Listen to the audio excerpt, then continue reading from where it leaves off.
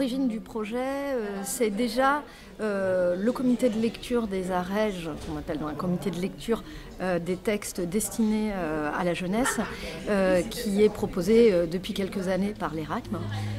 Les ascendants échangent l'argent. L'idée des AREJ, c'est que la metteuse en scène travaille sur le texte qui a été élu en comité de lecture. Et l'envie, nous, c'était que ce ne soit pas simplement comme les années précédentes, une mise en scène avec les élèves acteurs de l'ERACM, mais c'était de voir comment on pouvait justement faire le lien avec notre travail EAC, mené par le TED de la Ligue. Comme des conseils pour mieux vivre ta vie. Oui, maman. La chance qu'on a eue, c'est de pouvoir imaginer comment le lycée Hutinel, qui a une section de métallerie, pouvait participer au projet sur la conception et la mise en œuvre d'une scénographie en métallerie. On avait aussi ce lien avec la classe de composition du Conservatoire de Cannes qui a accepté en fait de se mettre en création avec nous aussi, de faire partie de l'équipe de la création musicale.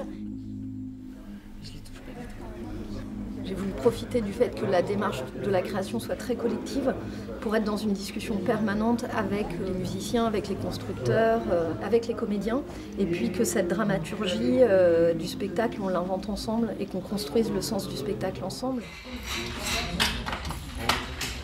On a fait d'abord une séance où on a vu la pièce et après on a fait un débrief autour de ce qu'on avait vu, de proposer des idées pour le décor, etc. Et puis après on a reçu le plan que Émilie avait réalisé et nous on est passé à la fabrication.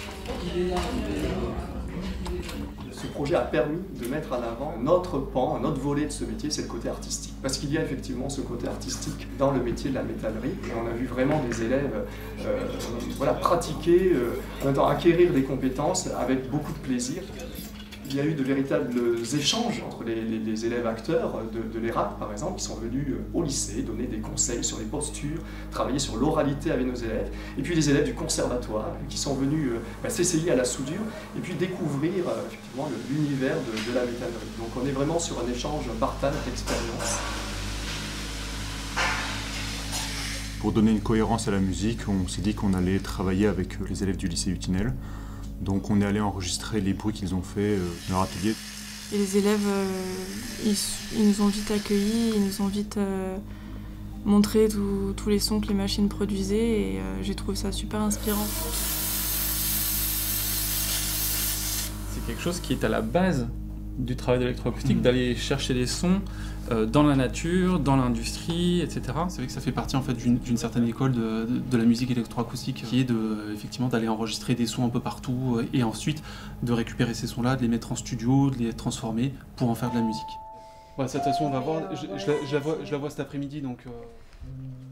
Pour moi, c'est vraiment un peu l'aboutissement d'un projet d'éducation artistique et culturelle, c'est-à-dire qu'on part d'un projet qui investit aussi donc, des scolaires et des scolaires en formation professionnelle. Donc on leur ouvre aussi des métiers auxquels ils n'auraient peut-être pas pensé. Par exemple, là, c'est vrai que pour certains, on le voit, c'est une découverte aussi de comment faire se rencontrer leur pratique avec le spectacle vivant et avec le théâtre.